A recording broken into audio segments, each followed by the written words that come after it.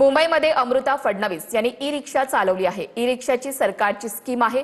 महिलांना 70% लोन मिळतं असं अमृता फडणवीस यांनी म्हटलंय। मुंबईत 1000 ई रिक्षा सुरू होणार असल्याचं देखील अमृता फडणवीस यांनी सांगितलेलं आहे।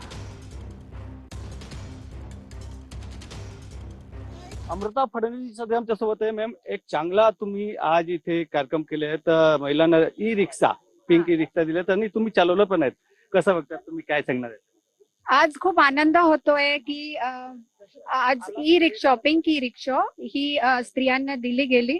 भामला फाउंडेशन आणि असोसिएट्सनी हा कार्यक्रम केला आणि याच्यात दुहेरी फायदे आहेत। एक, आपला पर्यावरण त्याचा संवर्धन होत आहे, कारण ही पिंक ई रिक्षा आहे, इलेक्ट्रिक रिक्षा आहे, कार्बन एमिशन्स नाही आहेत।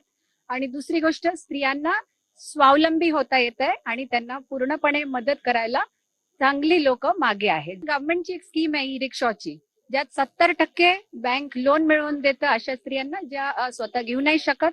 त्यात 20% त्यांना स्वतः गव्हर्नमेंट देतं, शासन देते, राज्य शासन, आणि 10% असे एनजीओ पुढे येऊन त्यात कॉन्ट्रीब्युट करतात। जर त्या स्त्रिया देऊ नाही शकल्या तर 10% त्यांना द्यावं लागतं ते घेण्यासाठी। तर अशा 1000 रिक्षा नवीन इथे चालू होणार आहेत मुंबईत आणि ऑल ओव्हर महाराष्ट्र।